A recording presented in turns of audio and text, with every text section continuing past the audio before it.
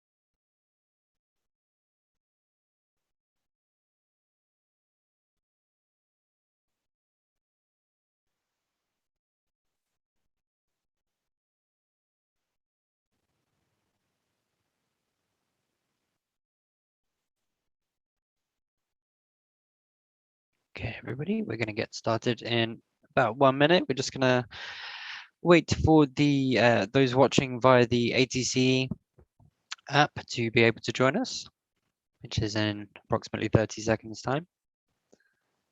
And then we'll be able to get started. Thank you to all those watching via the live stream, those of you who've managed to join us in the Zoom meeting. And I can see there's a few of you watching in YouTube as well.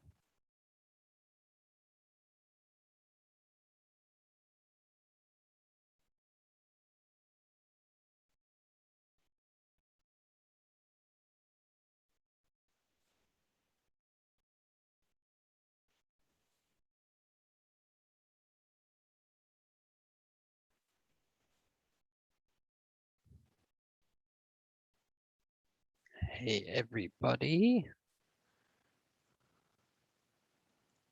How's everybody doing today? Nice to see you in the chat.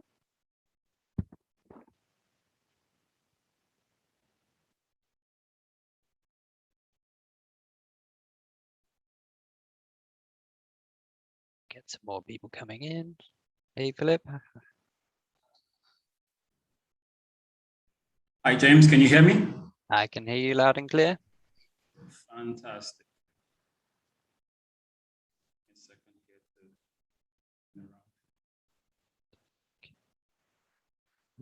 Okay, everybody. I can see a few more people are joining us, so I will let them join us.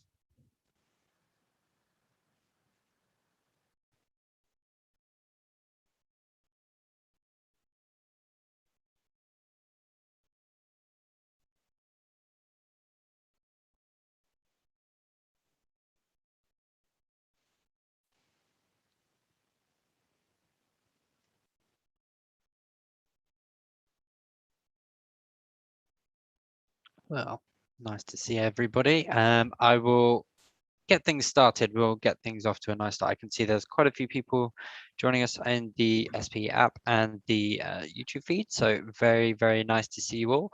Alan wa salam and welcome to the 2021 SPE Annual Technical Conference. My name is James Whitaker. I'm the SP Young Member Engagement Manager, and I'm here to thank you and get things started. This is our first student and YP event during the ATCE Summit this year. Before I wanted to get everything started, I wanted to let you know a bit more about what we've got coming up. As you can tell, we're hosting things virtually this year. As a result, we've got people from all over the world, so please do feel free to say hello and make any comments in the chats and things like that. It would be really great to see you. In our session today, we're welcoming our guest speaker, Philip Areli. Sorry, I'm going to get that wrong.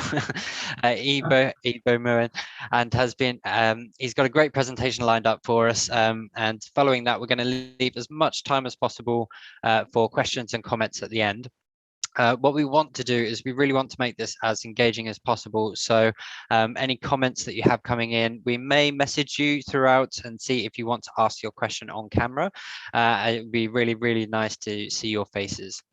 If you don't want to do that, it's completely up to you. Don't worry, we won't force you to come on camera, but please do submit your questions anyway. We've got lots and lots of time at the end to get through all of those. We're keeping an eye on the chat discussions in the YouTube feed and also the ATCE app feed as well. So if you're watching live, please use any chat functions that you can, and we will keep an eye on all of those and we'll try and get them through. I can see we've got people from the Philippines joining us on the app. Hello, everybody. Hi, Gwen. Excellent. As I say, if you're watching on demand, where were you? Only joking. You can still submit your questions to us via emailing us at yp@sp.org, though obviously we won't be able to respond to you straight away. But so thank you very much for all of those joining us now. Finally, I do remind you to stay muted while the presentations are on. As I say, we've got lots of times for Q&A at the end, and we'll invite you on if we want you to ask your question during the live session as well. So don't worry about that, just enjoy the show, and we'll get to you as soon as we can. I would also like to thank Dragon Oil. They're the host organization for ATCE this year. Their support has made all of this possible, so it's really, really great to have them on board this year. So now to introduce our keynote speaker for today, Philip.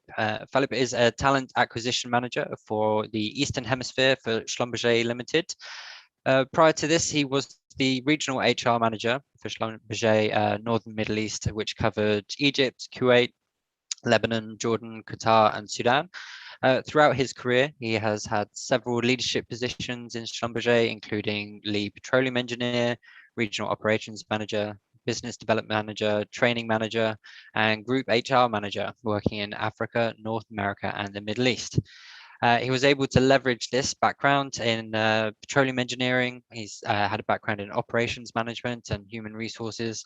And with the spectrum of his experience, he's covered a huge array of diverse topics such as oil field development, business strategy and stakeholders management, training and competency management, talent development, HR planning and practices. This has all left him with a really fantastic experience when it comes to talent acquisition. So it should be a really good session today. We're very grateful to have Philip with us. As well, Philip mentors several young professionals within and outside on people engagement and development. He has authored published papers and won various recognitions for his contributions to the industry. He's a member of SPE, so thank you for that as well as the Kuwait Society of Engineers. He's also a registered professional engineer with the Association of Professional Engineers and Geoscientists of Alberta, Canada. He holds his bachelor's in petroleum engineering from the University of Benin, Nigeria, which I have actually had the privilege of going to, and he has also he has his MSc in oil and gas management from Heriot-Watt University in the UK, which actually I haven't been to even though I live here. So that is all I have, but I would like to kick things off. So thank you very much, Philip. Please go ahead with your presentation. Very excited. Thank you very much, James, I'm going to try to share my screen here real quick. Please let me know if you do see. Do you see my screen here?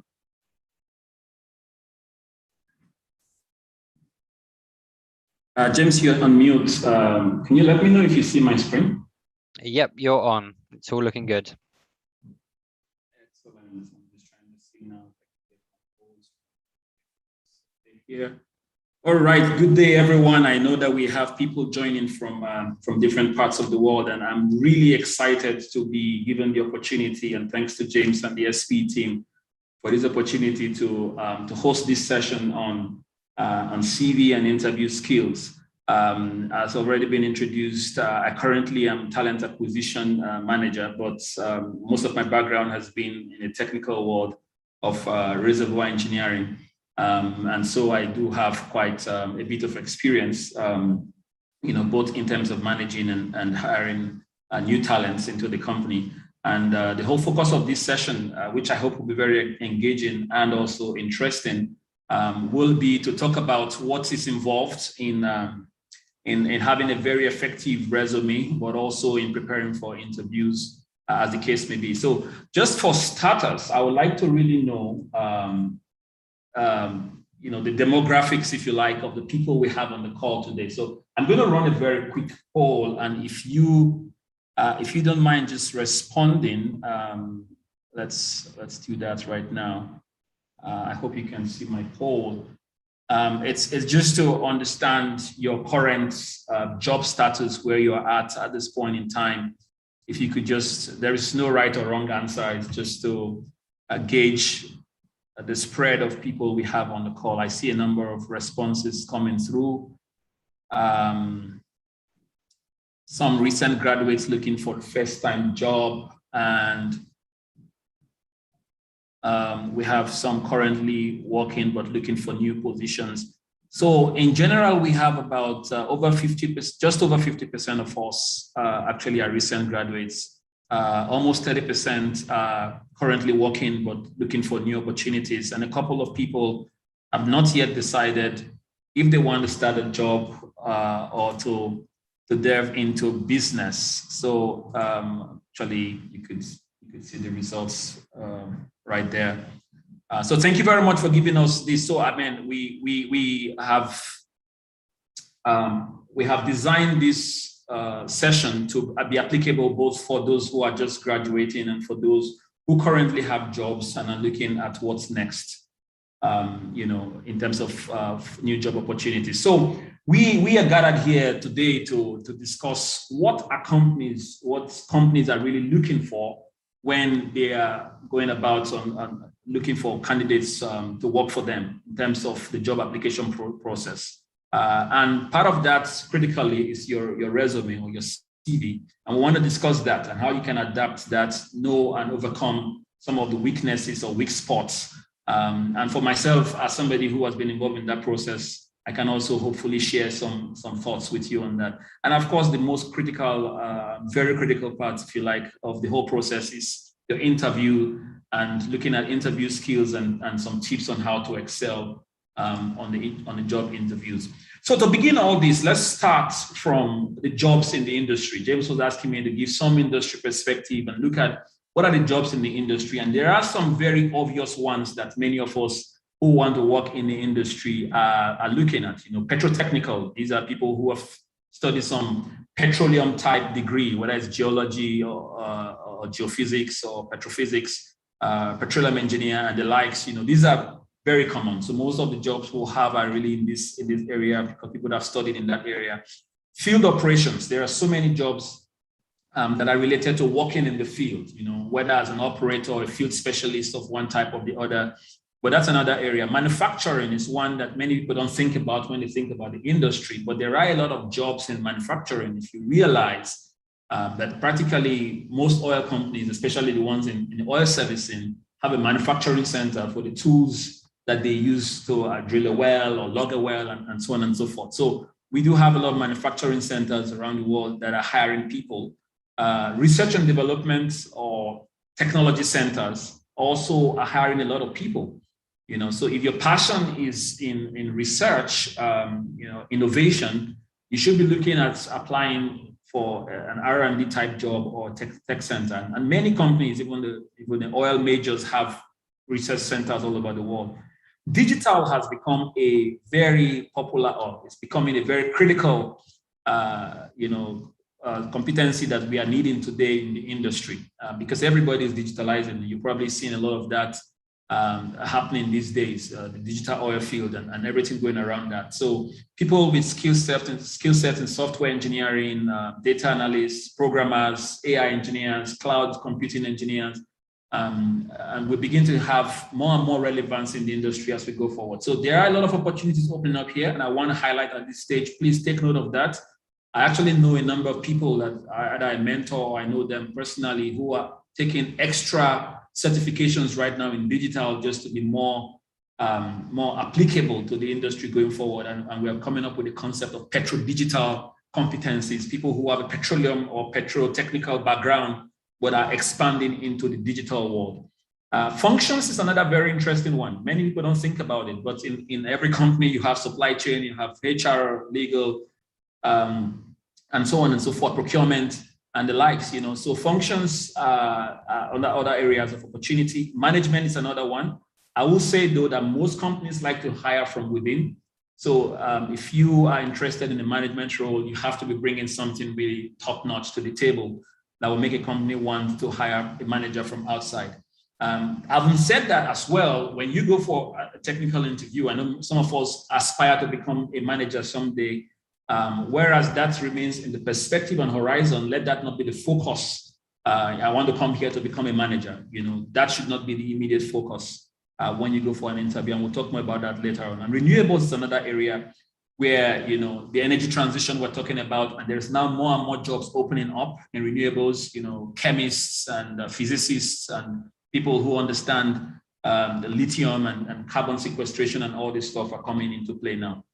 Now, I want to talk about the engagement in terms of jobs in the industry. Some of these jobs will be as a full employee or as a contractor, as a contingent workforce. You come in and just go out just to do a particular job. As a supplier or a vendor, we don't think about this, but you can actually be engaging with a company as a supplier or a vendor, or an outsourced service provider, providing drilling fluids or something, some part of the value chain that you can actually plug in. So I asked that question deliberately on, if you're thinking of going to a job or a business, because sometimes you might not have a job where you engage as a full-time employee, but you might be a contractor, or you could be a supplier, or even an outsourced service provider. All that follows a different process. I won't go into that in detail, but just to open your mind here to think about it, because in most of the cases, you will go through a qualification process where you have to present your resume or profile of your company or yourself and why you are the best person to provide that service or employment. Thank you very much. I think we just started recording now. Okay, so the other thing we have here as well is that these jobs will come in different schedules, right? Sometimes it's going to be full-time, 8 to 5, like we say. Sometimes it's part-time. Sometimes it's a rotation job where you are some weeks in, some weeks out. Sometimes it's flexible work. You're required to work certain hours of the day or certain days of the week. On some occasion, it could be remote. You are in one location and working differently in another location. And this is happening a lot these days in the new normal post-COVID. Some jobs will require you to travel a lot. And so mobility becomes a very important factor. In some cases, some of this engagement is just freelance. You are called on demand, right? Depending on the need. And sometimes it's based on results, just a project where you just come in, do one piece, and then you're done. And that's it. So it's important to understand this. I wanted to put this context up front, because when you apply for a job, it's very important to understand what are the opportunities out there. In fact, let me back up a little bit. When you start to desire a job or a new job, you really need to look at where are the opportunities, what type of engagement, what kind of schedule, based on what fits both your current situation and your future aspirations, right? So that's why I wanted to mention that. And so that brings us to the topic of what is the why? Why do we have to go through the job application process? And it's because from your perspective, from the candidate perspective, there are several candidates and very few jobs, So we have to go through this process. The job is not going to be given to you. You have to go get it, And sometimes it's because there is just an interesting job opportunity that you found out about and you're like, I want to apply for this job. Sometimes it's because the job plays to your experience or strength. You find that there's a fit there, or just because you like a company. I've seen people who they are working today and they're just like, I like that company, and I want to work in that company. And that's really why they don't really care so much about the job, but because of the company profile. In some cases, it's because of career development. Many people are looking at a job that is going to offer them opportunity for growth, in their areas of interest. In some cases, it's down to the lifestyle fit. And that's why what I mentioned earlier was very important. We have hired some people that started the job and then said, oh, I didn't realize I have to stay 3 weeks from my family. But my friend, you actually applied for a field job that is a rotation job, where you are, X number of weeks in and X number of weeks out. And you can't say that after you got the job that you didn't realize you have to be out, or you didn't realize that being out was going to be this painful, right? So you have to understand the fit to your lifestyle and your personal situation. And of course, some people will apply because the application process is reasonable. I've seen people who refuse to apply for some companies. They're like, oh, it's too cumbersome, 7, 8, 9 stages. No, but this one is easier. So that's why they want to apply for that particular company. And for many of us, it's just a way to say, you know what, I think I'm worth more than I'm earning today and I need more money. And it's okay. It's okay to say it's because I want to boost my income, right? On the side of the employer, though, you have to realize this when you're applying for a job, that the employer is also thinking of certain things. He has some considerations. Just as we have several candidates with limited job, he's seeking for the best fit candidate because there are several good profiles in front of him. He's looking for somebody with a skill set, but also the attitude that is aligned for the job. Now, some of you don't realize it, but employers are looking for somebody who can easily walk into a team and integrate to the existing team. Somebody who is available to move right now. If I find a profile and the guy is very good, I'm like, fantastic profile, he's super good, skill set, attitude, but he's not available till next year. Whereas my job is now, it will not work. So the employer wants somebody who is meeting specific timing and maybe even mobility requirements. Somebody whose personality or attitude aligns with the company culture and direction. And they are looking at somebody who has a growth potential beyond the current job offer. You have to note this. Most people think an employer is just asking questions and they want to hire you for the current job opportunity. But the fact is that we are often looking at, well, can this guy become the VP or the president or the CEO tomorrow? Does he have in him the potential to go higher than the current role, to become the manager of the team, And the final point there is, what distinct qualities and skill set does this person bring to elevate team dynamics, to improve our customer engagement, to grow our business?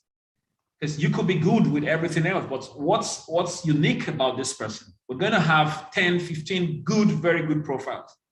But what starts to differentiate and distinguish people are the distinct qualities and skill set that will improve the team, right? So this perspective, I'm deliberately mentioning it and spending a bit of time on it because I want you to think about it in presenting your resume, in answering questions in your interview, because this is what they are looking for, So you have to be able to take note of that and plan for that, and know that they're asking you these questions because they want to see a certain skill set that will transcend the current job that you're applying for. So let's look at your dream job in 3 phases, searching for the opportunities, going through the application process, doing the job interviews. This is the normal buckets that the whole process goes through.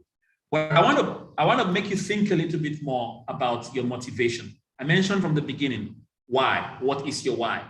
And I really want you to make sure you spend time to think about it, to think about why I want this job, because there are some questions that will come up in an interview that could be as direct as that. And sometimes I ask people, why do you want this job? Why do you think you are the best fit for this company, right? So you really need to be able to understand fully where your motivation and to be able to communicate that very well. Sometimes your motivation might appear to some employers as being selfish. So you have to be careful how you respond to that question, you know. So if I go and say, I want more money, by itself, innately, it's not a problem to want more money. But you should not go in front of an interview panel and they say, why do you want this job? Oh, because I want more money, right? You completely create a different perspective of your motivation and drivers, you know. And a recruiter might think, or a hiring manager might think, this is probably somebody who's going to become a problem for us because every week he's going to be asking for a raise. And nobody wants a high maintenance employee. So you want to make sure it's very clear that when you communicate your motivation, first of all, you have to understand your motivation. And when you communicate it, it is aligned with the company policy. So I'll mention this later on. You have to study the company. You know, what are they about? What are they going for? Understand the job and make sure your motivation is aligned with what that company stands for and what the job is about. And you're somebody who likes to be innovative. And I feel that this company presents me the best opportunity for me to express my skill set in innovation. And then you can always chip in at the end and say, and of course, I believe I'll have a better opportunity for growth and be able to improve my personal financials as well. You know, it could be you put it with a smile at the end and it sounds like a light moment there. It sounds very good, but they remember what really you are about. It's a guy who is an innovator and wants to join us to be able to innovate and contribute, right? So be very clear about your motivation. The other thing at the other end is whether you get the job or not after the interview. Start thinking about your impact strategy, right? The impact strategy is how do I then succeed in this job after getting the job? Or if I don't get the job, how do I retool my plan to make sure that I go through this process again and I win get my dream job the next time? So it's a 4-stage process I call inspire to acquire, which is basically your inspiration is your motivation. Your aspiration is when you're looking and searching. Your perspiration is the 2 stages there of application and job interview. That's when you're going through the process. You're perspiring through the process. And at the end, you might acquire that job, or you might have to go back and retool and refire, right? The whole process is you learn. If you don't get it, learn from it, ask questions, get feedback, learn, go back and keep going. Do not give up, right? So let's talk about them in stages. Learning, searching for opportunities for starters. So what is the why for searching for opportunities? First of all, I said you have to understand your motivation and know exactly what do you want. Is it because of this, I like the company? Is it because I want a better job? Opportunity is because, you know, there is growth profile potential here. Whatever it is, you have to understand what is your motivation. And then you have to go out and research for the jobs. And there are so many ways you can do that. You know, you can go to the companies that you actually are interested in and search on their websites and see what their openings are. Most companies will advertise their openings on their websites. Make sure you create your online career brand. You know, LinkedIn provides us a fantastic opportunity to do this. There are other job boards where you can go in there, post your resume and create your brand. Make sure you build, cultivate, and utilize networks. There are different ways to build networks. SP creates a fantastic forum for that when you engage in workshops like this and so on. You know, it is important to just attend and then get out. You know, you have to build networks. You know, it's very good for your career.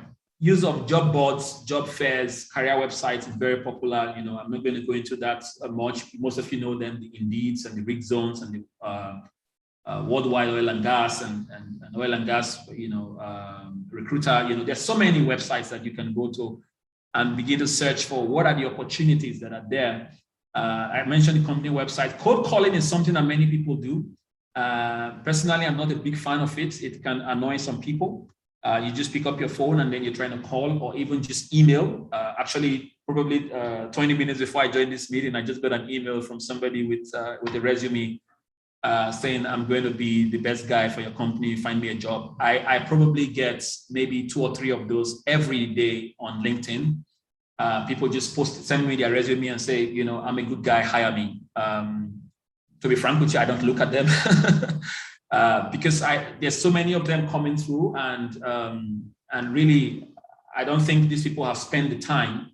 You know, when you send me a generic resume, I believe you don't know what you want yet. If you have looked through the job opportunities and you have aligned your resume to the job opportunity, I feel that you are more aligned, you're ready. Those are the ones I spend my time to look at.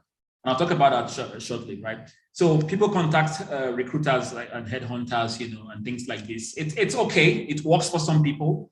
I know people who have done that, and the recruiter says, wow, I like your ambition, I like your motivation and your zeal. And, they eventually, went forward to look at the candidates. On occasion, I will, if I find a profile that's kind of is a bit unique. On occasion, I will, but most times, personally, I don't. But it might work, it might not work. That's what I'm saying.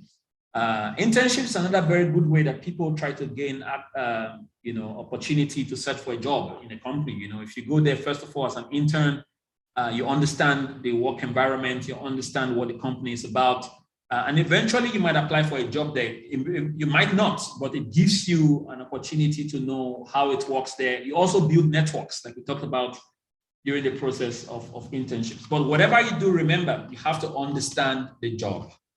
When you're searching for opportunities, you have to understand what is the job. You have to understand also what is your own motivation. What do you want to do, like we said? And then you tailor your resume for the job. When you are applying for a job, as you search for the opportunities, you find one, you're applying, read very well the job description and tailor your resume for the job. We'll look at some case studies as we go on. And then apply if you meet the expectations, right? When you apply for jobs just because you want to make sure you have sent your CV to 50 places, you could be harming yourself. Because what happens is that when I've seen a resume, and most recruiters are this way, most people are this way. If I've seen a resume and I thought it wasn't good enough, even if the person is applying for another job where he has tailored his resume properly, as long as I feel like, oh, this is the same guy who was just writing generic stuff the other day, I remember this name, I won't look at it. It's a human thing. So be strategic about it and make sure you apply where you meet the expectations. I'll talk more about it shortly. Do not oversell yourself because also it will work against you. It will. It is guaranteed to work against you. I have many such instances. Now, a few tips for those of us who are looking to move from our current jobs. If you are in a job right now and you're looking and searching for opportunities to move to another job, first thing I'll say is explore options where you are. Maybe they have other jobs in your current company. So you might want to have an engagement with HR or with your direct manager and say, look, I think I want to do something else. I want to move out of, I was technical, I moved to HR, it was a long journey, but I had engagements and discussions, and maybe there are opportunities in there. Somebody actually contacted me on LinkedIn maybe 3 weeks or 4 weeks ago and asked for my advice on how to do this, and I gave some advice to the person on how to engage, and have this kind of conversations, right? Second thing is don't speak bad about your current employer. Don't start to badmouth your current employer, right? What goes around comes around very quickly. And a reference might be needed from your current employer for that new job. So don't badmouth your current employer. Don't use company resources when you're searching for a job. Use your personal resources. Do it at your own time, right? Keep your job hunt a secret. Don't start telling everybody around.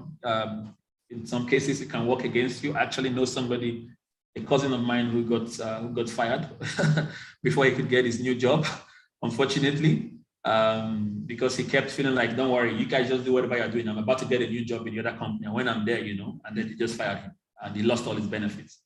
So be strategic about your search and continue to be diligent on your job. You still have an employment there, still be faithful and diligent on your job with a positive attitude and be professional about your exit. Even if you don't like what they have done to you, you don't like the face of your manager, which is why some people leave, but be professional till the end, okay? Once you get your new job, have a proper exit interview, be nice continuously and leave in a very professional way, right? So those are some tips for those of us who already have jobs and looking for a new job. Now let's talk about the interesting topic about the CV and your resume. And sometimes we interchange these two, right? What is a CV and what is a resume? So a CV actually is actually Latin for, it means the course of life, what is happening in the course of life. Whereas a resume, CV is curriculum vitae. Resume is a French word that's actually meaning summary. So a resume, in essence, is just summarize history of yourself, whereas the CV has more details about who you are.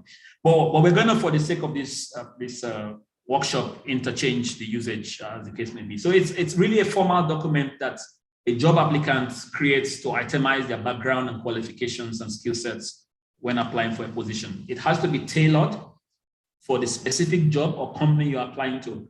We cannot overemphasize this point. And I know James has done similar sessions like this before, and he emphasizes this point as well. You have to tailor your resume.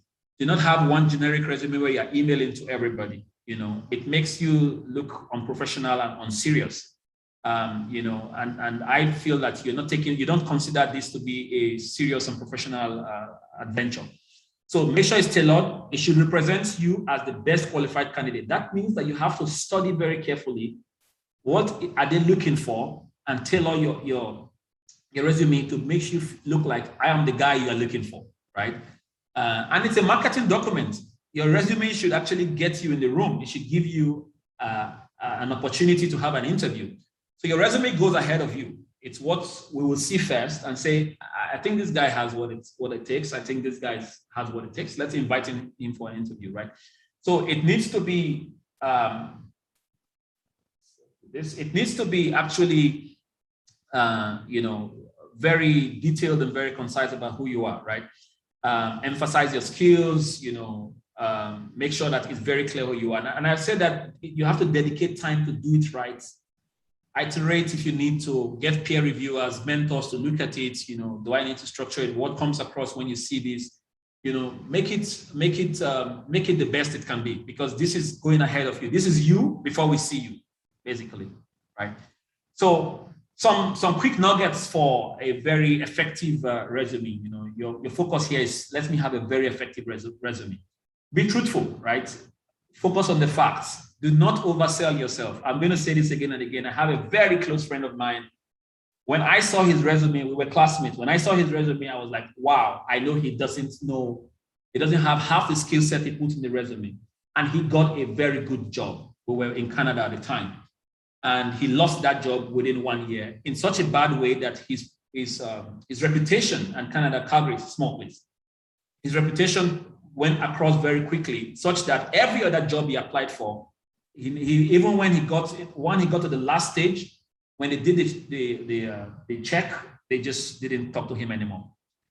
So don't be truthful. Say what you have, put it nicely, but don't over elaborate and don't exaggerate, right? Focus on measurable achievements and value-added skills, right? Make sure you quantify your achievements. And I'm going to show you a couple of examples on that shortly. And don't focus on activities. Focus on competency. Okay? It's not about how many things you did, how many places you went to, but it's really what you derive from it, what competency you have. Companies are not looking for people who have done activities, but they're looking for people who have competencies. So you have to focus on your competency, right?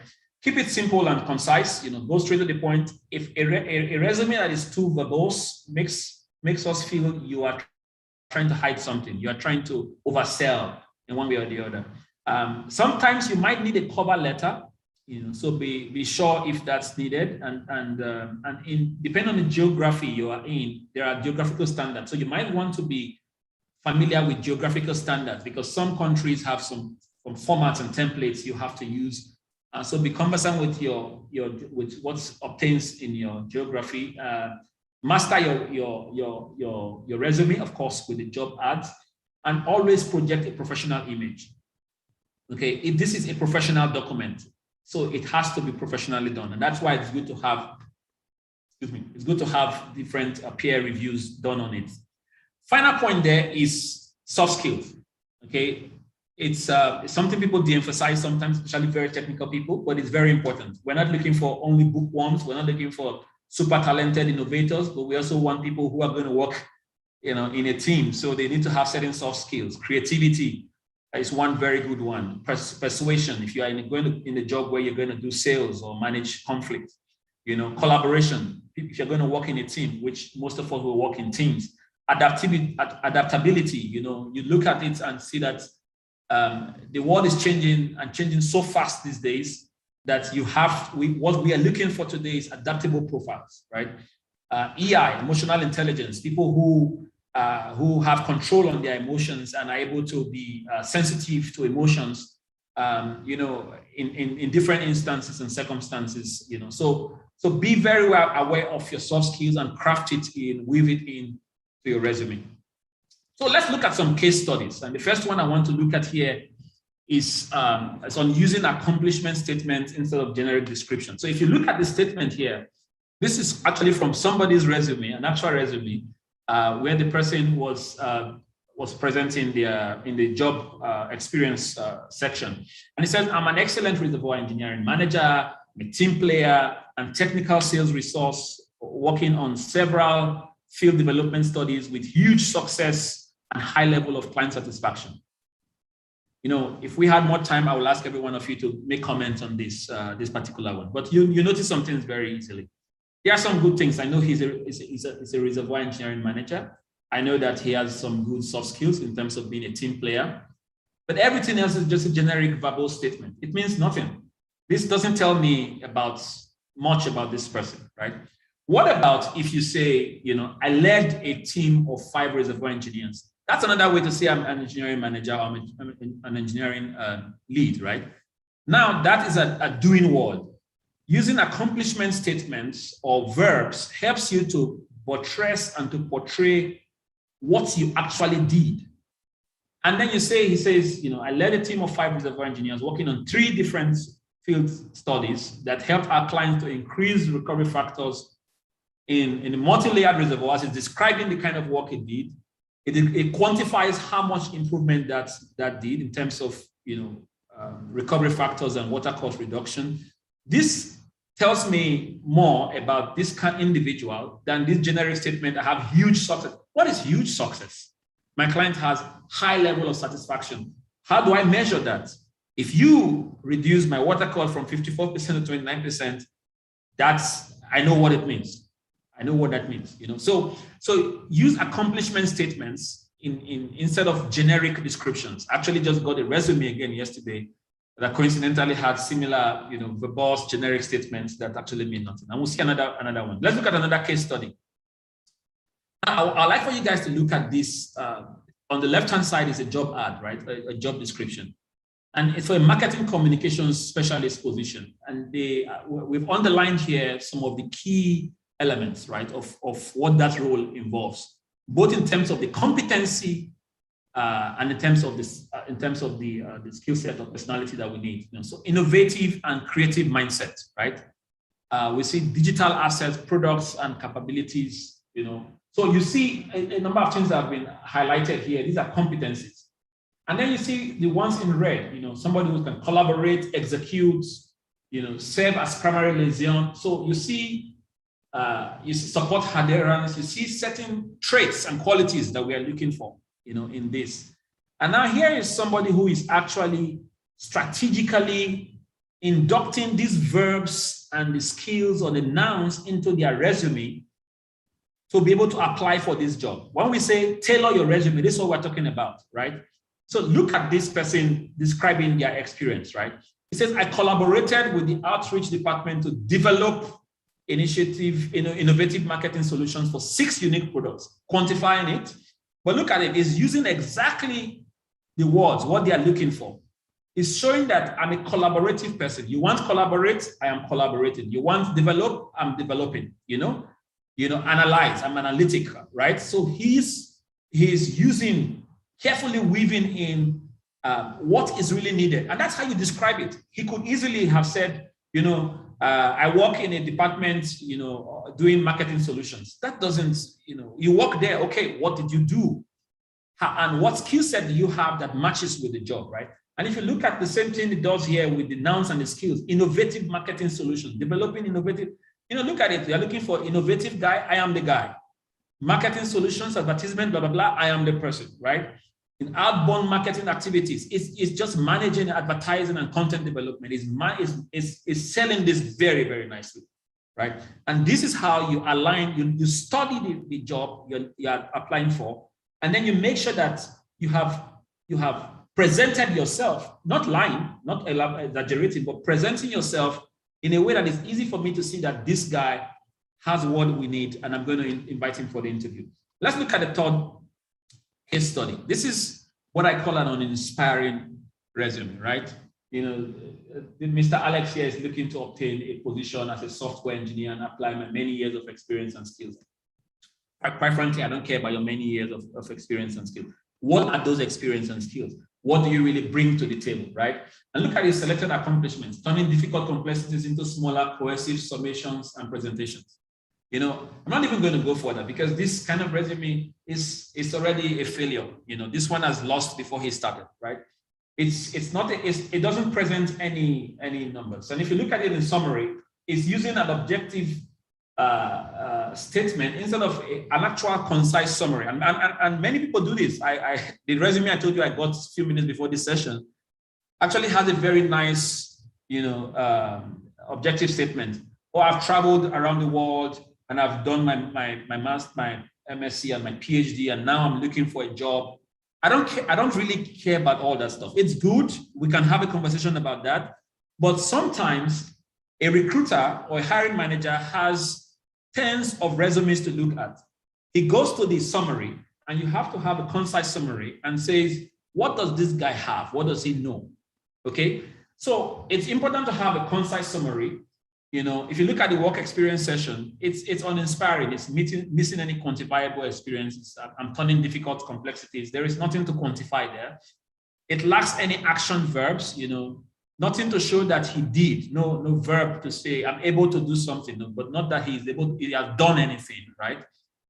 It's missing any core competencies. I see some programming language, but I don't know of any core competencies for this. This guy is applying for a software engineering job. There's a spelling error. Even one spelling error here can put off some hiring managers or recruiters, right? It says that you don't pay attention to detail. The design is poor. The information is not tailored. So if you look at a corrected version of this resume, just look at what Alex has done now. After, I'm sure Alex attended the session that James conducted the last time, and now he knows how to do it better, right? He looks at it and he has 10 years of experience as a detail-oriented software engineer with a proven track record for gathering requirements and designing and developing applications. He describes himself very well. 10 years plus experience doing this kind of work. His core competencies come out. I'm an application programmer, software analyst. I work with clients. I've done this, I've done that.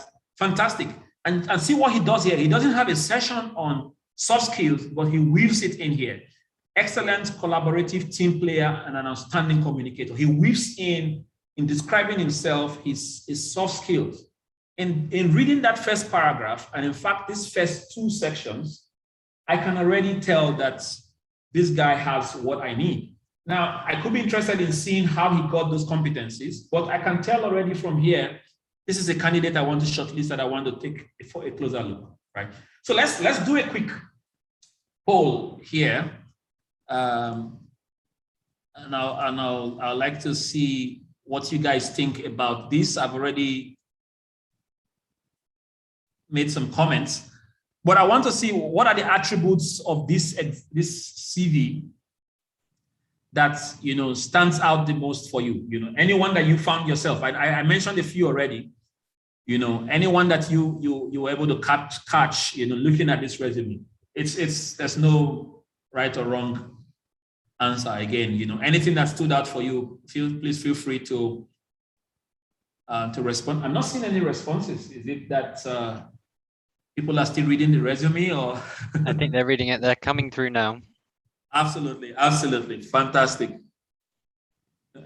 You can highlight multiple options. Anything that stood out for you as, I found this to be something he did, that Mr. Alex did after he attended James Whitaker's session. Thanks. Excellent. So I'm seeing some of these coming through now. Voila, fantastic. So I think a majority of us have seen, and some people are still responding. I was going to end the poll, but I see that some people are having fun with this. Okay, no, very good. So let me end the poll there and share the results. And you see that many of us actually caught a number of these things, right? So meet somebody there. So core competencies, are visible. You can see it very well.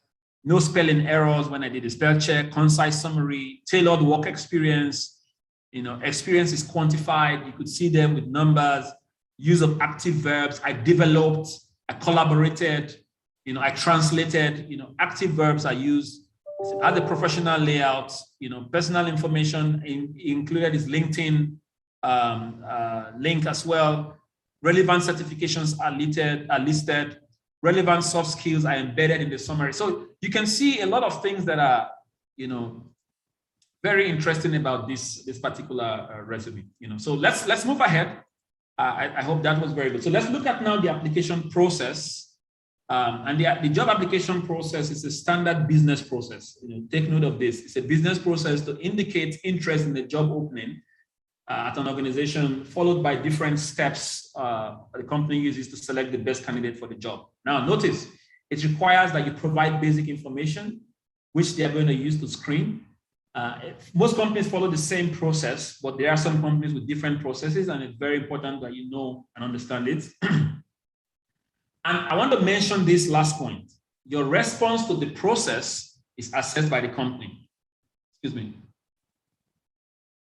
So many people don't realize that going through this process, your responsiveness, your detailed feedback, the completeness, when we ask for documents, you provide them in a complete way. The communication through that, all of these are extremely important. In fact, we are assessing this alongside.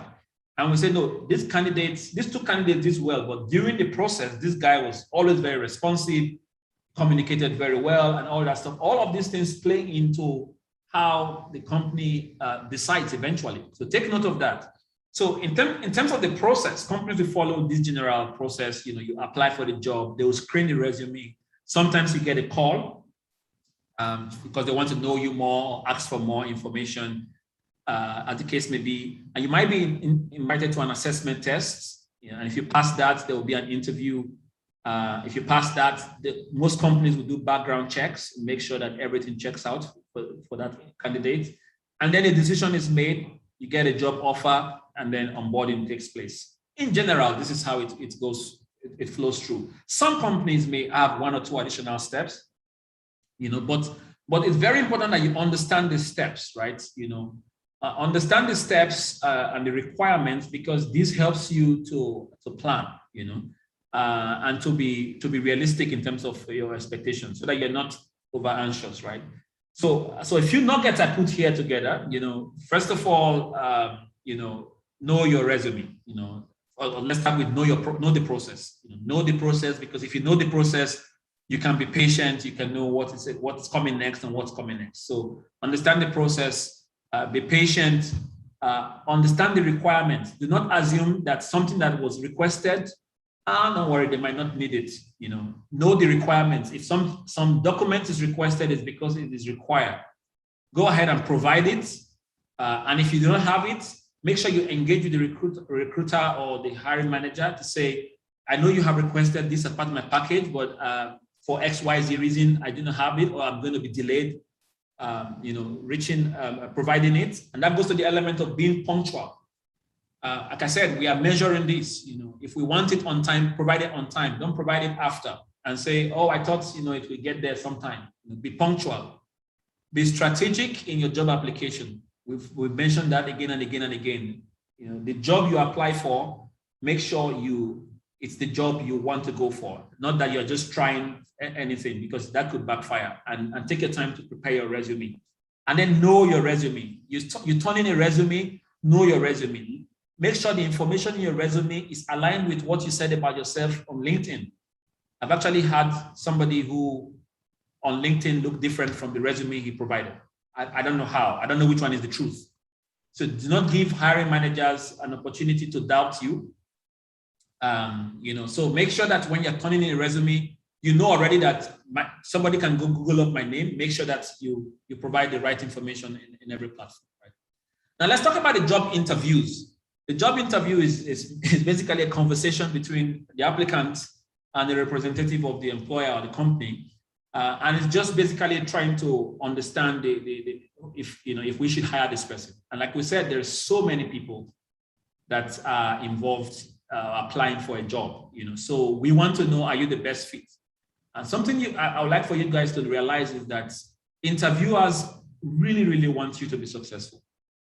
Okay, they're not waiting for you to fail. They really want you to be successful. We want to get this over with. We want you to be as good as your resume, right?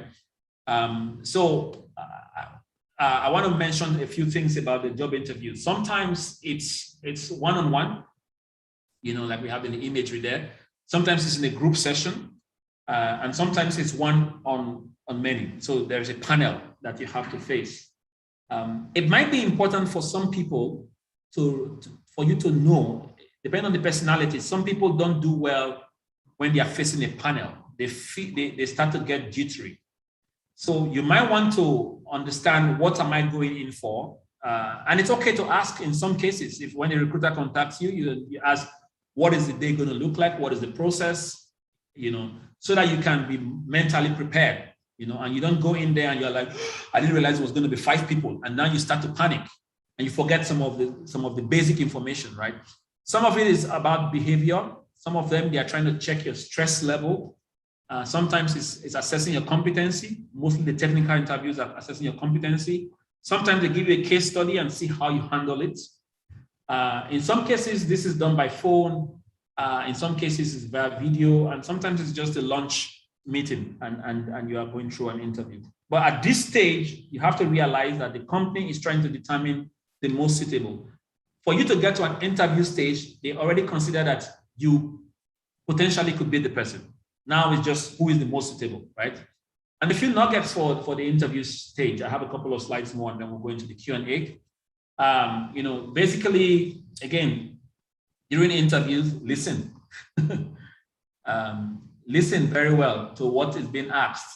I've had too many interviews where we are asking one question, the person's answer is completely different, because you have, we say practice, practice, practice, and prepare, and that is good. But don't prepare to the point where you have memorized some answers and they ask you one question and you're providing a completely different answer. You will fail most likely. It tells us that you're under pressure, you're not, the good listener, and in many jobs, you really need to be able to listen to communication and information. So listen and answer the questions. Again, practice, we say that, practice again and again. Anticipate the kind of questions that might be asked. There are so many resources.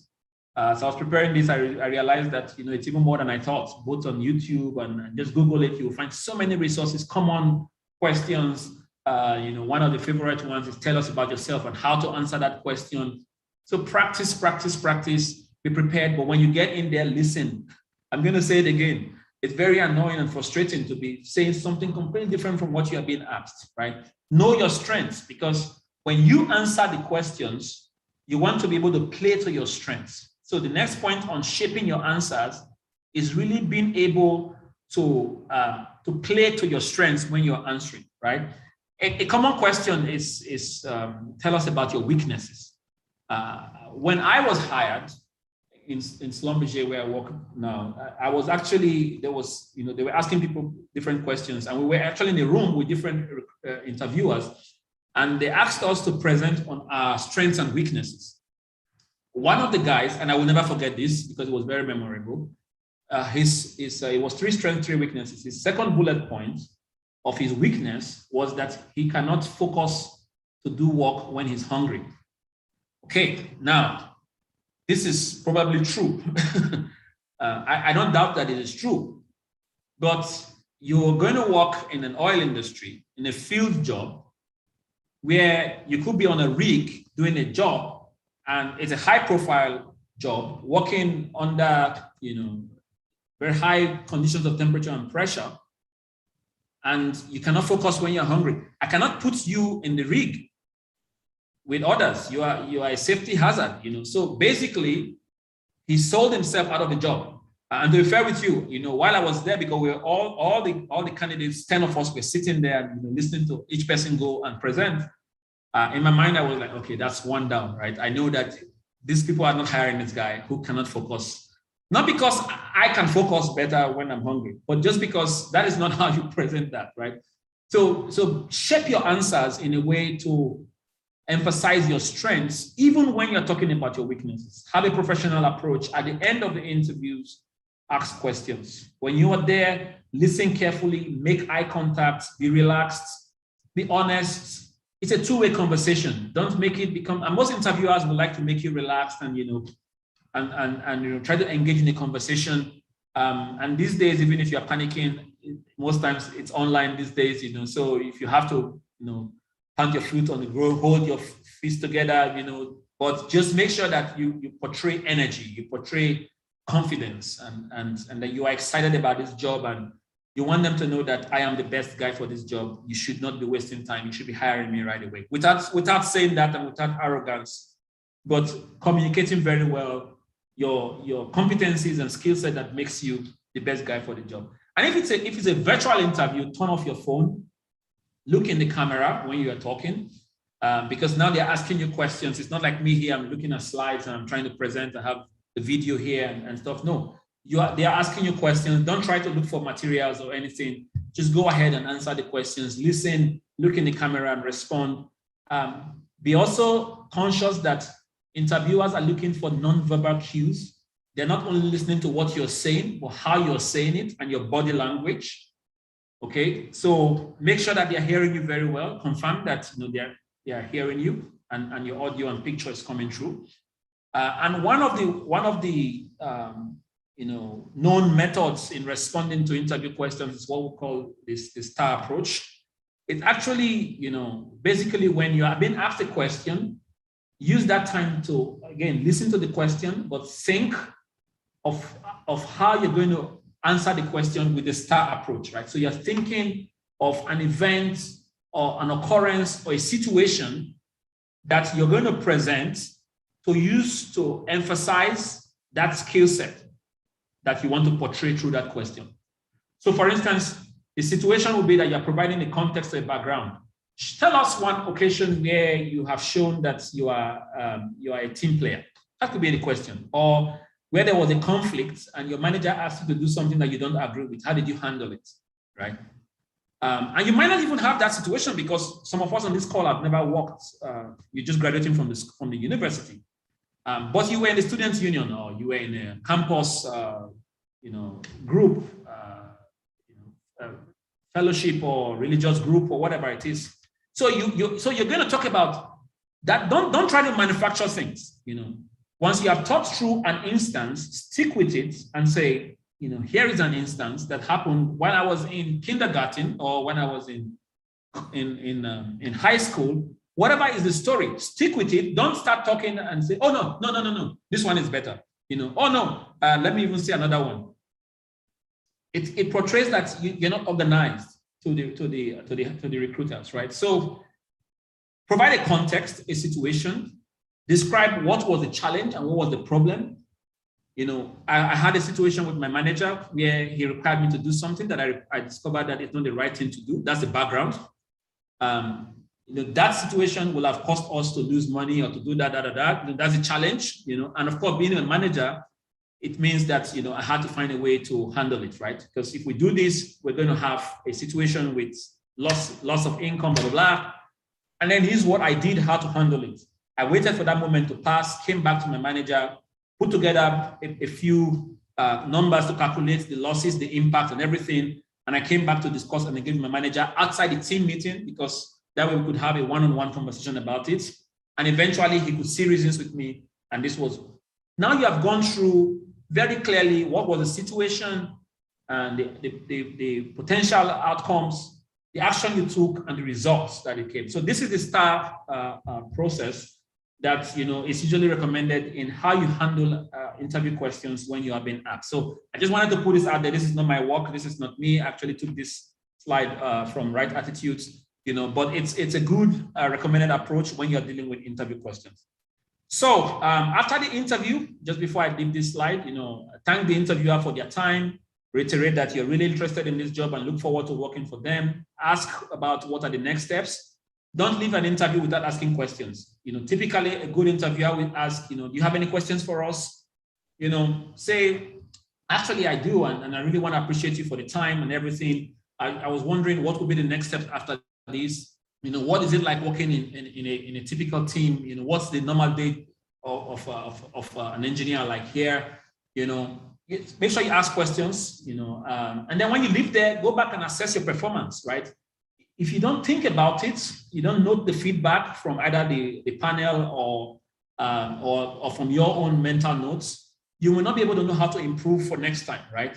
And at the end of the day, sometimes it's recommended to send a thank you note to the hiring manager. Thank you for the opportunity. I look forward to working with you. Send any follow-up documents and get comfortable with waiting, because some companies take time. So get comfortable with waiting, right? So that's my last slide, and I'm going to run a quick poll here for us as we wrap up. So if you are looking at your screen, you should be seeing the poll number 3 now. It's just some key takeaways. Instead of putting a summary slide, I decided to do some key takeaways as a poll. So you can actually select multiple answers. What are some of the key takeaways that you got from this session, from the presentation so far? We're going to spend 2 minutes on that, and then we'll open up to Q&A. We will take the next 25 minutes or so for the Q&A. So as you read through, make sure you read through every point there. This is very intentional. I made sure that some things are listed there, and maybe some things are not listed. So feel free, if there's anything not listed, but you want to provide us some feedback, you can type it in the chat box as well. So I see most of us have actually responded. Some of the key takeaways. In 1 minute, I will end this poll.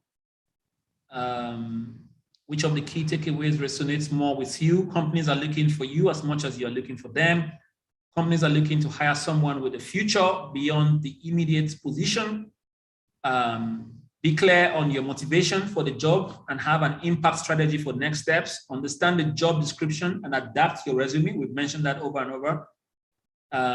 In terms of your resume, dedicate time to do it right, iterate, and peer review. Your resume should be factual and should open the door for you to be invited to do an interview. For the job interview, anticipate the questions and prepare hard, and use the STAR method to respond to questions. So I think for most of us, actually, let me share the results, as it's quite interesting here.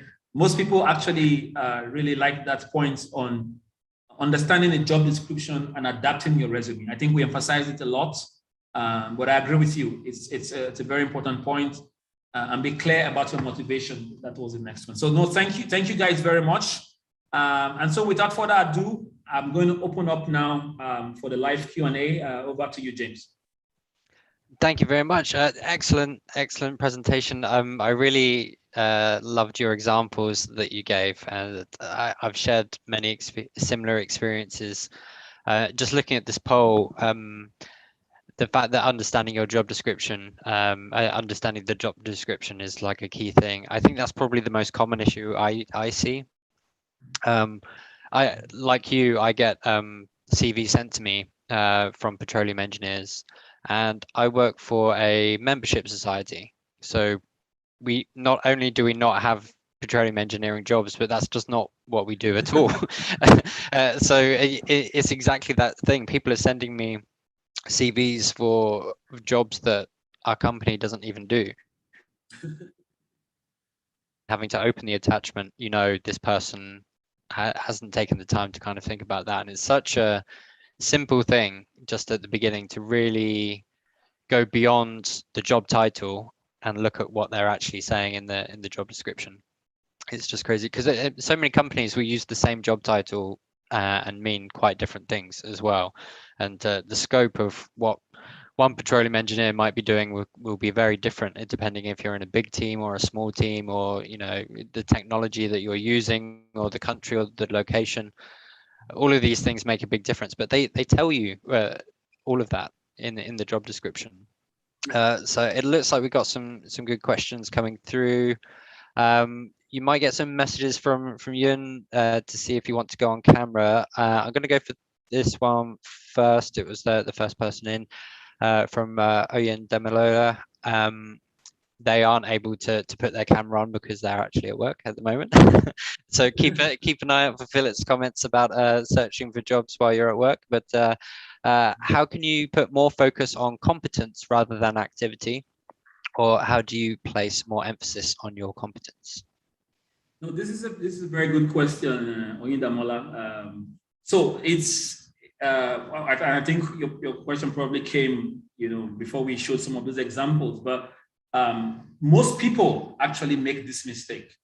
We think the fact that you have done so many things is really what is going to impress the hiring manager or the recruiter, but it's not. When you look at the way to do it is look at what have I done and what skill set or what competency was either displayed or derived from doing that, right? So this is what you want to highlight.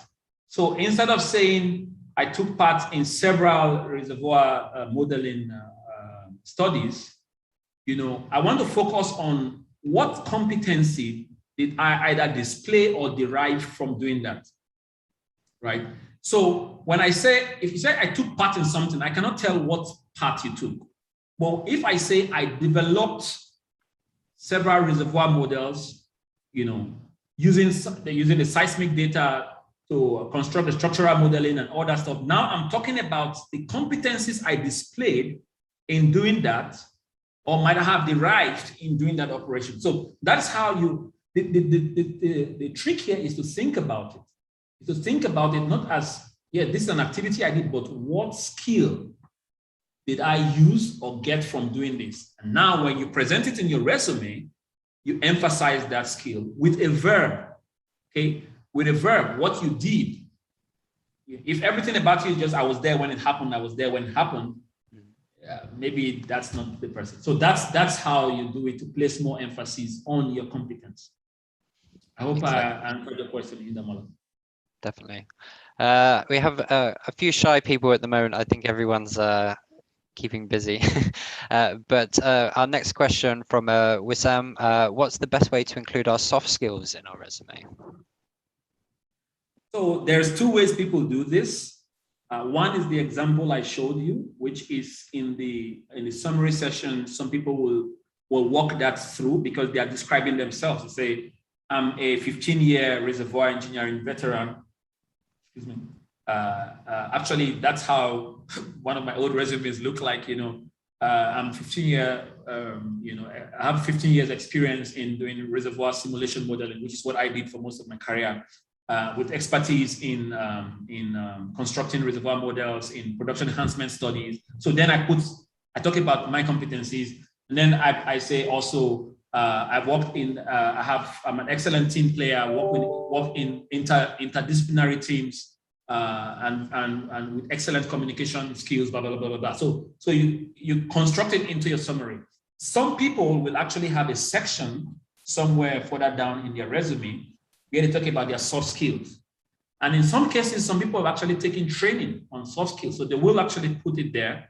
I'm a certified, I have certification in French. Maybe French is not my first language, for instance, or as an effective presenter, I have a certification in that, or in emotional intelligence. So some people will actually put a section in there. So these are the two ways, but make sure that your resume in one way or the other talks about you in terms of soft skills. There are some, maybe I'll wrap up with that at the end of this, some key things that most companies want to see, whether it is in your resume or in the interview, that you have to make sure it comes out, and don't leave anybody in doubt about it. Because there are so many really good people that are causing problems in teams. So we need a really good guy, super technical guru of everything that can save the world, but he has to be able to work with people, for instance, right? So he has to be able to communicate, and so on and so forth. So that's how you do it, in one of these two ways. Yeah, really good advice. Next question from Waleed. Hi, Mr. Phillips. Thank you very much for your insightful sharing.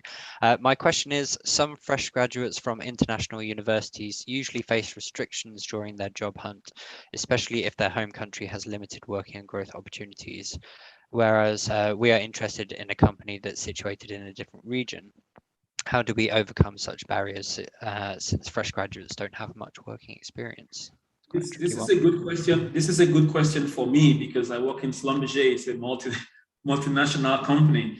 And actually, practically speaking, I don't know if Walid, you have already done that. We actually have people sitting in another country that we don't have a Schlumberger operation. We are in 150 countries or so, actively in about 100, but we don't have operations in all countries in the world. So we do have people who want to apply.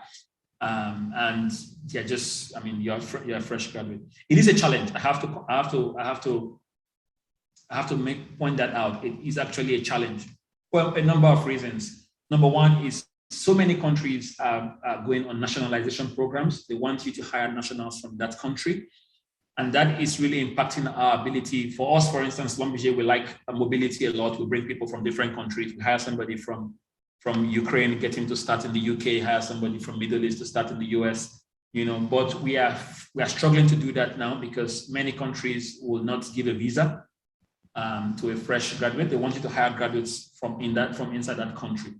Now, what can you do in this case? I'll give a hopeful and a practical answer. The practical answer is really, if it were possible, that you go and take an advanced certification or degree in that other country where you have interest, if it is possible, that is, and you have the means to do it. I would strongly advise that, and I have a lot of people who have done that, right?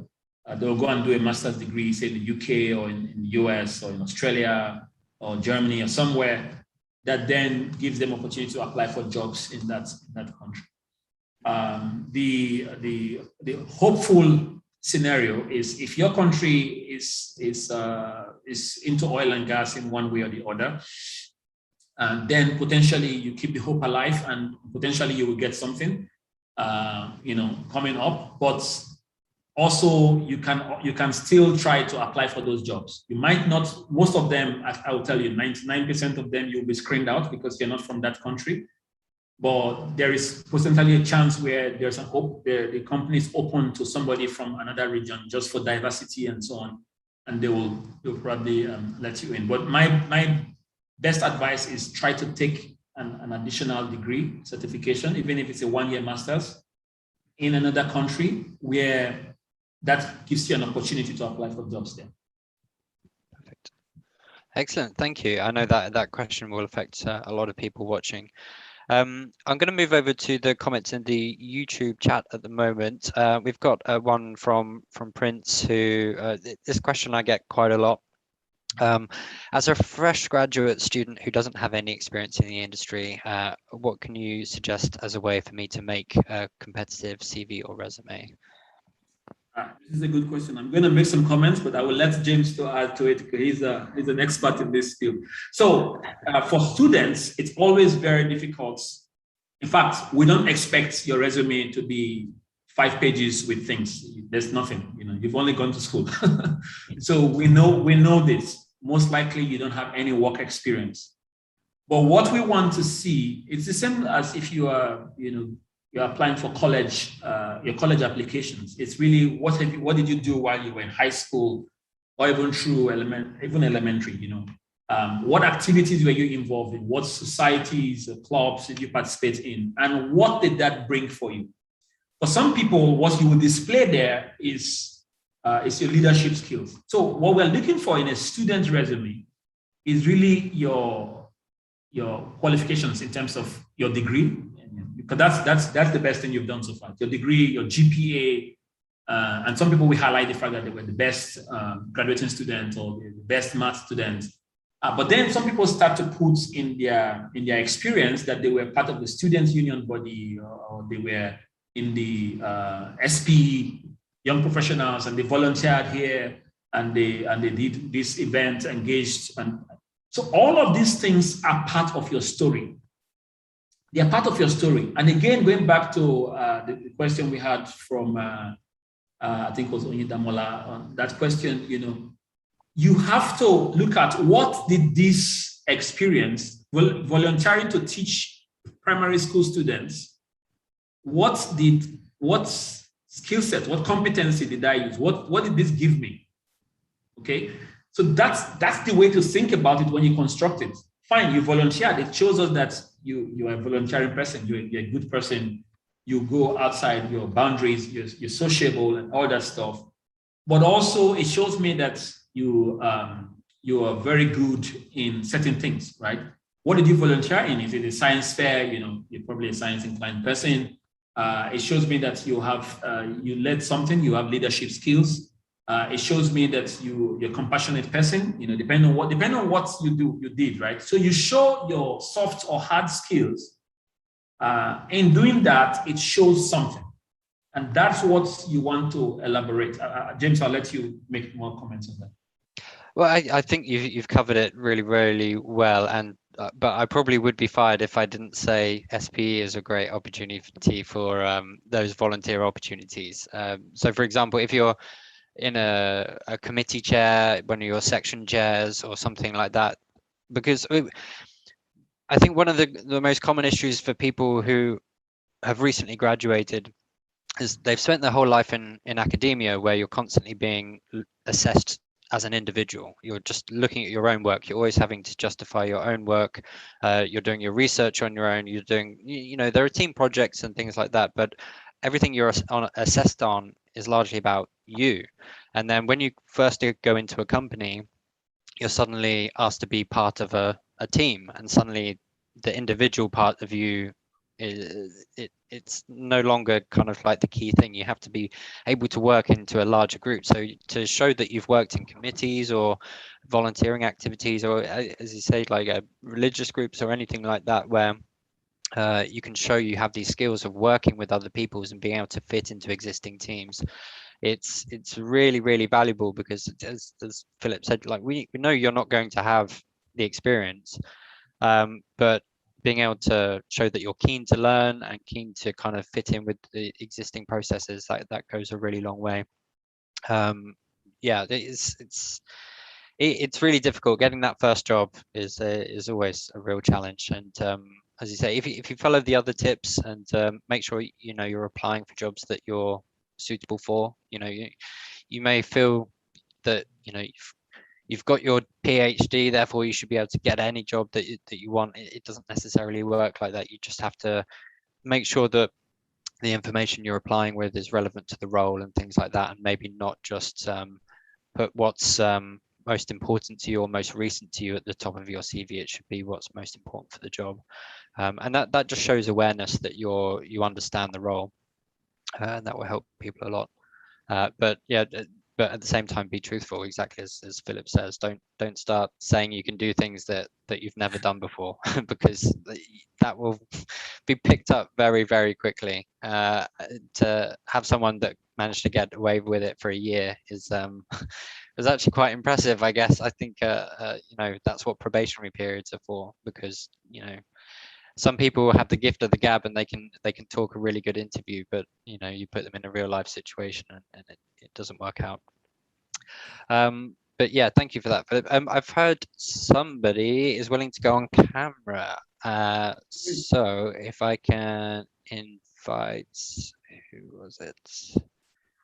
Sikandi? Sikandi able to join us on camera?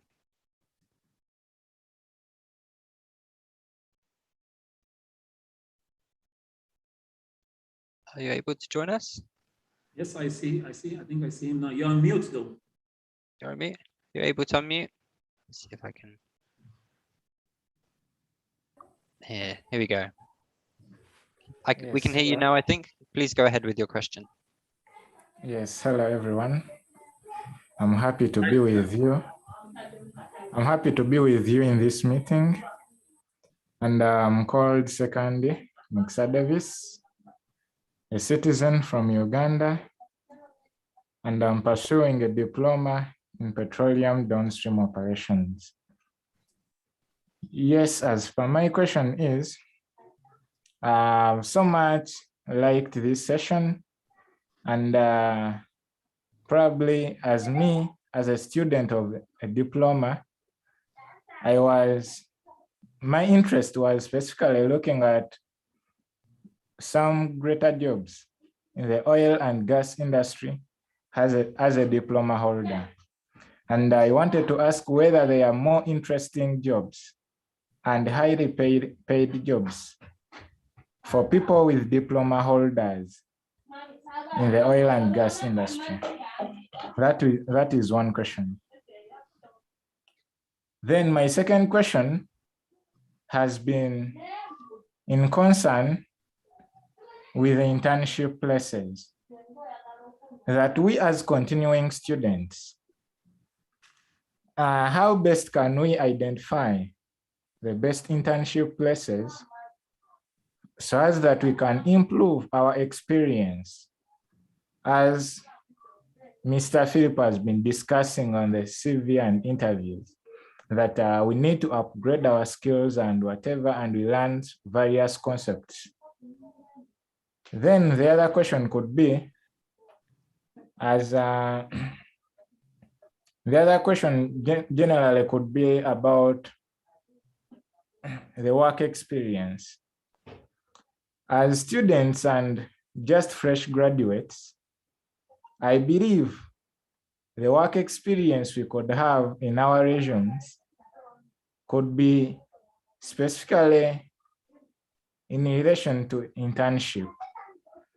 And if at all someone did not have a place of internship that is considered to be at a certain standard, then how will I be considered to be among the shortlisted competitors for a certain job in the industry? Then my fourth question. Oh, there's a fourth one. Awesome. Okay. All right. The fourth question.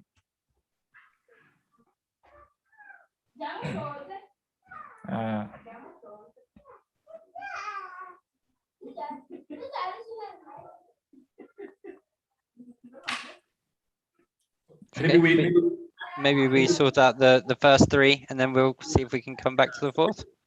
Maybe we sort out the first three while we come to the fourth. And by the way, we'll start from the last one, right? So for you who is graduating from a university or any school whatsoever, like I said, the most important thing for us is not your job experience. We understand you do not have that. The most important thing for us is your degree of study and your GPA, right? Or CPA, however it's called, depending on where you're at.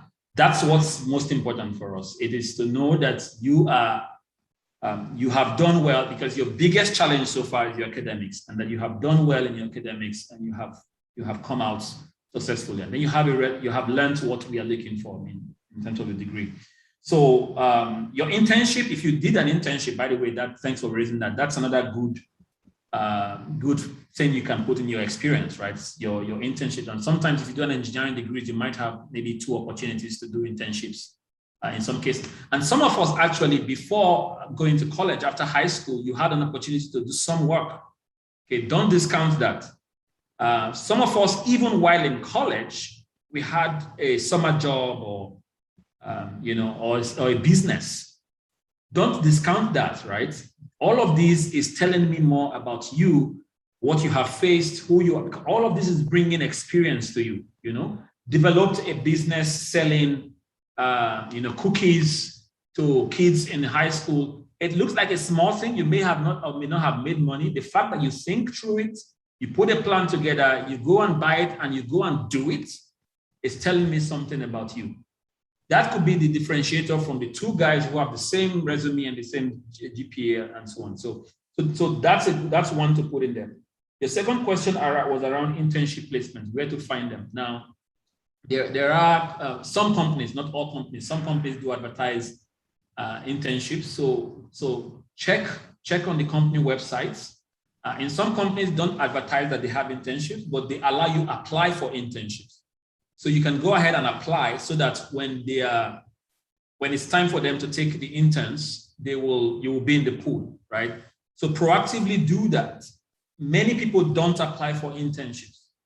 You will be surprised, but many people don't. They think that for you to be selected as an intern, you have to know somebody who knows somebody who knows somebody, or your professor has to recommend you to the companies. That's Whereas those two things happen, actually, most of our interns, at least I know in Schlumberger, we go on in the websites, we download all the resumes that people who applied for internships, and we interview them, and we select them. So it's good to, just like we talk about searching for jobs, search for internships, basically, right? And if you come to your first question, which I think is a very, very good question, if you have a diploma, you have a place in the industry as well. As a matter of fact, most of the field operations jobs are held by people with diploma, or technician degrees or diplomas, and a few of them by people with engineering degrees, for instance. Now, you mentioned I want a high-paying job. It's always a desire and wish for everybody. But companies in reality today, if they hire somebody who is a master's or who has a master's in engineering or a bachelor's in engineering, they will put those people in a different classification and category in terms of salary structure versus somebody who has a diploma, who's in a different structure versus somebody who never went to college but has maybe a high school qualification, right? Because the qualification ties in with the compensation. That's how practically every company I know works. But you still have opportunities. I know so many people who came in with their diploma, did the job, and they showed leadership strengths, leadership qualities. Actually, we just last week or so, we just promoted somebody to become a manager. But this is somebody who came in with a diploma, but in the field, he showed himself to be a really good profile. On top of his work, leads the team, and we made him a field supervisor. And from there, now he's becoming a manager. So that's the reality of things and how it really works. But you do have a place in the industry, for sure. James? Fantastic, thank you. I'm aware we're just a few minutes away from the end of time now, so I'll try and do some quick ones and try and get as many questions done as quick as possible.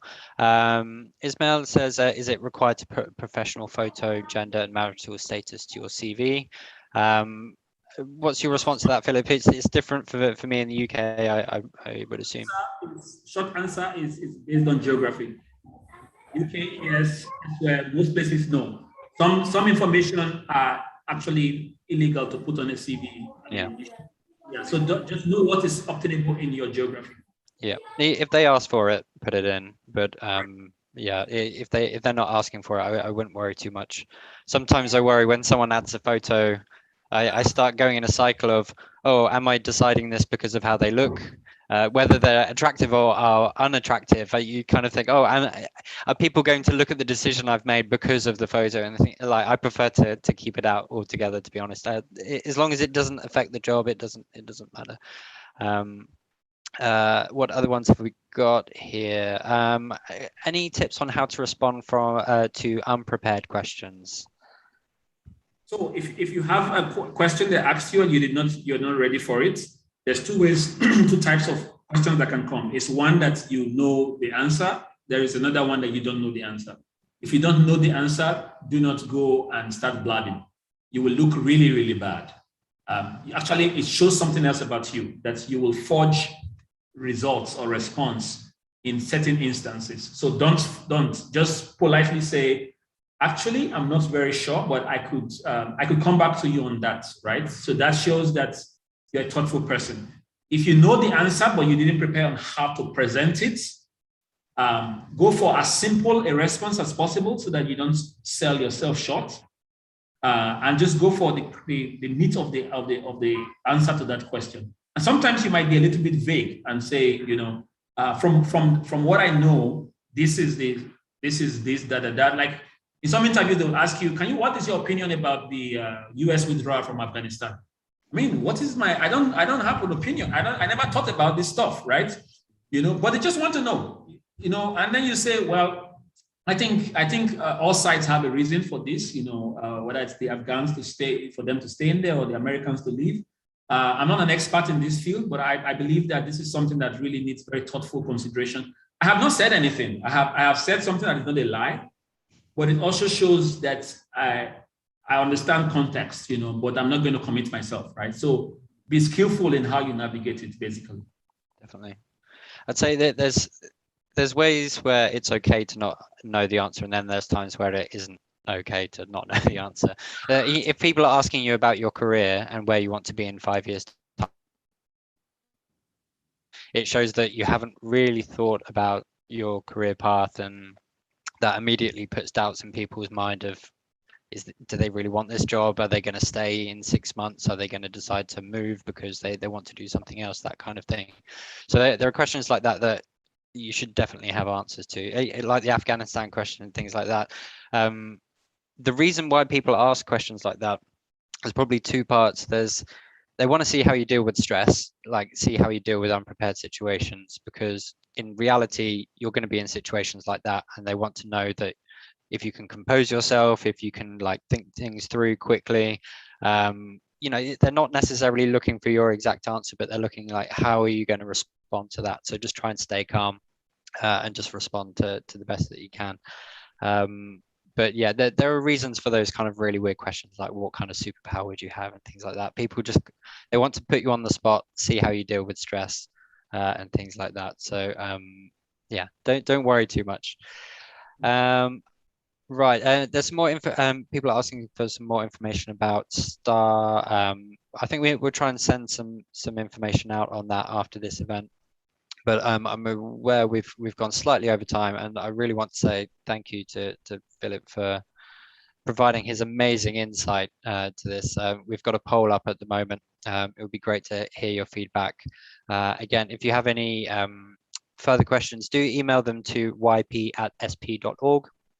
I will share them with Philip, and we'll try and get back to you. But yeah, it's been really great. We've got 100% excellent, extremely valuable.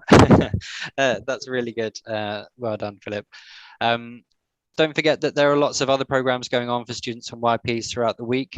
We have this afternoon, we have our student meet and greet, where we will be doing an interview with SP CEO Mark Rubin. He started off as a petroleum engineer and is now the CEO to a membership society. So we're looking at interesting and different career paths that you can take.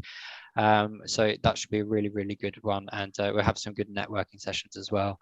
Later on in the week, we have our student paper contests. That's all taking place tomorrow for undergraduate, masters and PhD.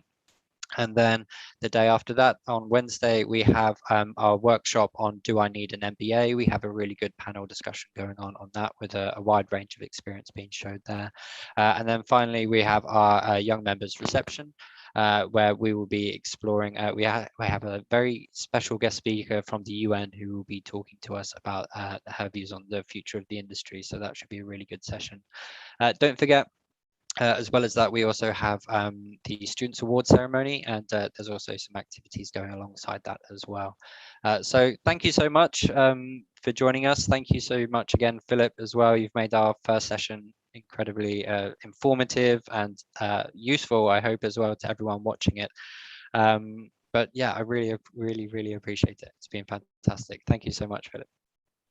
Thanks, everyone, and thanks, James and SP, for the opportunity, and I wish you all the best. Thanks, everyone. Take care. Enjoy the rest of your day.